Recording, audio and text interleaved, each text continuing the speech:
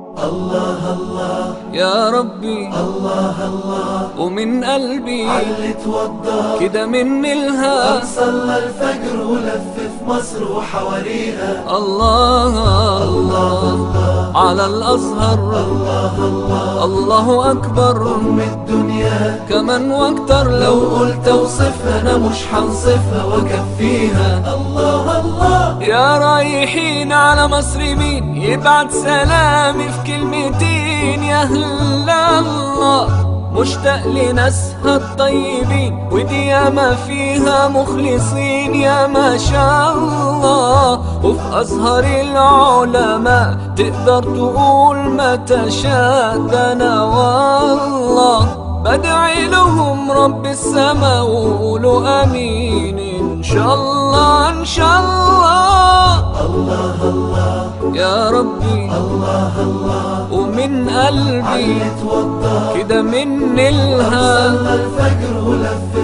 مصر وحواليها الله الله الله على الأزهر الله الله الله أكبر أم الدنيا كمان واكتر لو قلت اوصفها انا مش هنصفها واكفيها الله الله مصر اللي زارها الخليل سيدنا إبراهيم ونهار وليل مشي فيها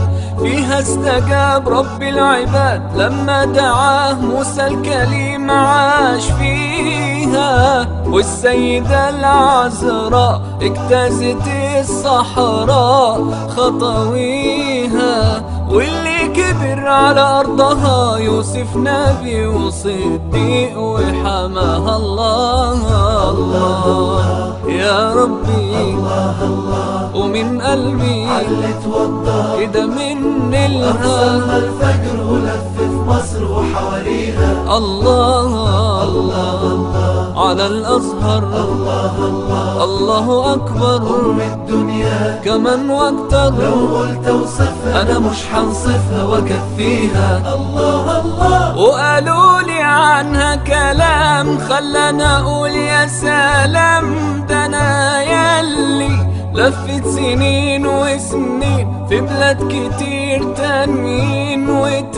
وتملي الاقي ناس بتقول جمالها غير معقول وهو بالي